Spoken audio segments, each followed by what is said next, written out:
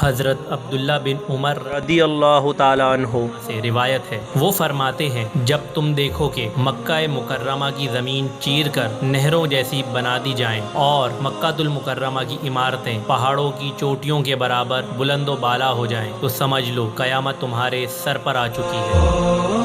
آج ہم دیکھتے ہیں کہ مکے کی سرزمین میں جس طرح سے سڑکوں کا جال پھیلایا گیا ہے، اس سے اگر ہم اس کا ایک ایریل ویو لیں تو ہمیں ایسا ہی لگتا ہے جیسے زمین پہ نہریں بہہ رہی ہیں، مگر اگر آپ اس کو مزید اسپیسیفک ہو کے دیکھنا چاہیں تو آپ جو آج انڈر پاسز ہیں ان کو اگر آپ غور سے دیکھیں تو ان کو زمین چیر کر ہی بنایا جاتا ہے۔ اس کے علاوہ آپ صلی اللہ علیہ وسلم نے فرمایا کہ مکے کی جو عمارتیں ہیں وہ اتنی بلند و بالا ہو جائیں گی کہ وہ پہاڑ کی چوٹیوں کے برابر آ جائیں گی۔ تو آج مکے کی جو سب سے اونچی جو پہاڑی ہے جبل نور، جو 642 میٹر اونچی ہے،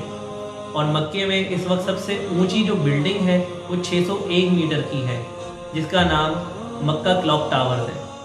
اب سے تقریباً 1450 سال پہلے آپ صلی اللہ علیہ وآلہ وسلم کا یہ ارشاد فرمانا اور اس کا آج ہمارے سامنے حقیقت کا روپ لے لینا، لمحہ فکریہ یہ ہے کہ کیا ہم نے تیاری کی ہے قیامت کی، یا ہم نے اپنے اعمال درست کر لیے ہیں؟ سوچنے کا وقت ہے ہمارے لیے۔